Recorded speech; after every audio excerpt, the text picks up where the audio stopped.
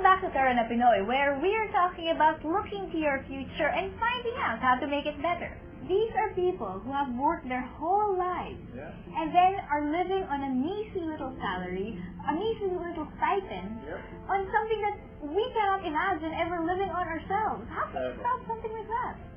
The message of this show, the message for you, Pat, is to save as young and as early as you can for your retirement. Okay, let's backtrack a little, because although I feel it's just distressing and it's bad and I'm scared of it ever happening to me, I'm 19 years old. I mean, I don't even know what I'm wearing to school tomorrow or if I'm going to school. That's the extent of my worries at the moment. Why do you want me to worry about something 20 years in the future?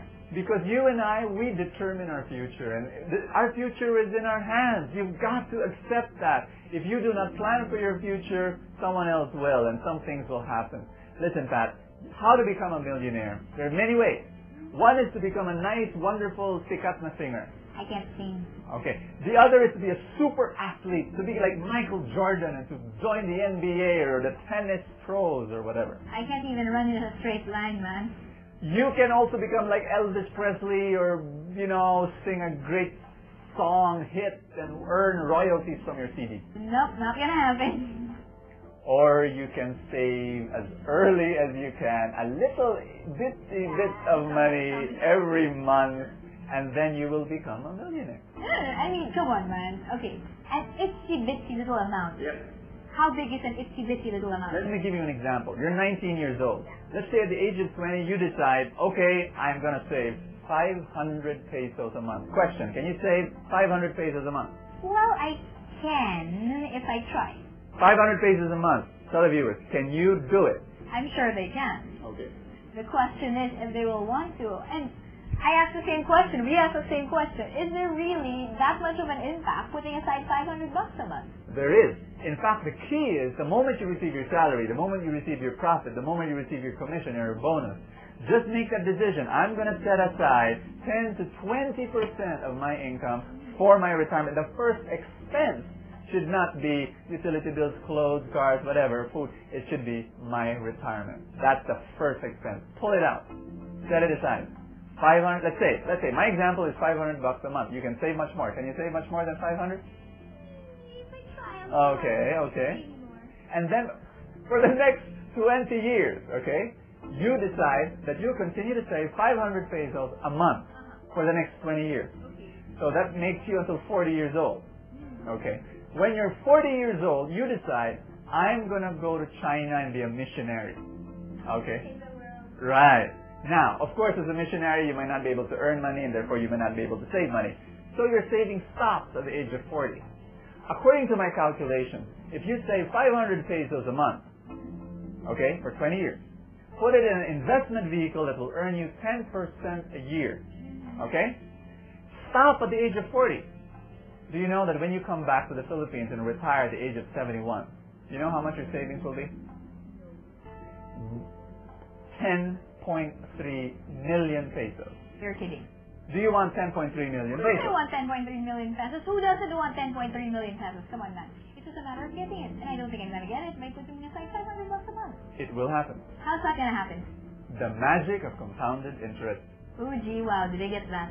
Albert Einstein said that. The magic of compounded interest is the eighth wonder of the world. Compounded interest. That sort of means every month you get more interest? Yep. You get an interest from your money, and then you get an interest from the amount of the first interest and the interest and so on.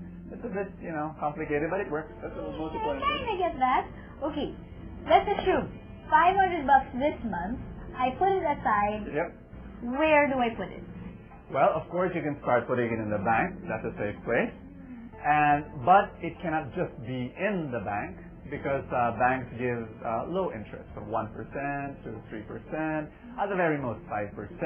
So after a while, you would want to look for other investment vehicles like mutual funds or retail treasury bonds.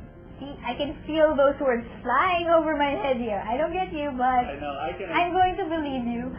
I can so identify that.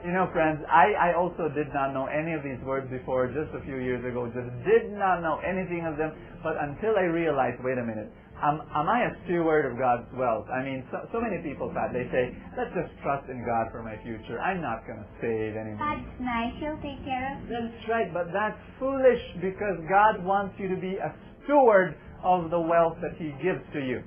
And so you've got to study. I cannot explain to you what mutual funds are and RTBs are in 10 minutes. But what I can tell you is you've got to study, you've got to read, you've got to ask people who know what these are. Where can you invest and so on? And in that case, supposing you invested in everything, did everything, reached your 71-year-old thing, 10 million or something or the other, that's right. That makes you happy. Well, at least you're financially independent and it will give you more choices and more options instead of looking for your next meal for the next day. Is it really that horrible? I mean, we saw isolated examples of individuals who went through that, but generally, isn't that terrible? 2% of people above 65 are those only who are financially independent. And these 2% are the same people who decide to put away that $500 a month. Many of them did. In fact, there is a book called The Millionaire Next Door. It's a very popular bestseller. And this guy, the author, Thomas Stanley, he said that the millionaire next door, if you look on their lives, they live simple lives. 40% of millionaires do not even buy a brand new car. Do you know that? This is kind of weird. I mean, exactly. Ask anyone. If you had even just $1 million, you want a new car. 40% of them do not even buy a brand new car. They drive and they're happy with second-hand cars.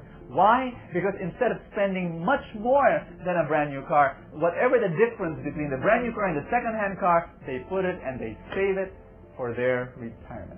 And those are the millionaires. And those are the millionaires. Here's the key, Pat, that it's not so much important how much you earn. What is more important is how much you save. It's the same thing. I mean, the more you earn, obviously, the more you save. Nope. There are so many people who earn so much and spend the whole thing without saving. Well, I don't think I'm ever going to have that problem since I don't earn that much when I'm 19 and I intend to get rich and famous or marry Prince William. But other than that, if in that case, if a person can deal with that future today, what about, you talked about 19-year-olds, kids my age. I wait till I'm 40 or 70 and I'm rich, everything. What about people your age, Is it like if they don't go now, they sort of miss the boat and never get rich? I'm sure many people are asking that question now. They're saying, I'm not as young as Pat. What am I going to do? Hey, it's not too late. You start now. And sure, you cannot put 500 pesos a month and expect 10 million when you're 71 because you're already in your 40s or you're in your 50s. So you need to give much, much more. You need to sacrifice much more than just 500 pesos a month. Maybe you need to save much more, and through hard work and through wise work, then you'll be able to do it. We showed you the danger. We showed you the problem. We showed you how ominous the situation is. The challenge to you is this. Look at that problem and see what you can do today. No matter if you're 19, 25, 30, 39, 40, 50, it doesn't matter. Whatever you can do it now and change your future. If you want to do it, if you want to see how it works, just keep listening to us here in Tarana Pinoy. Keep it here.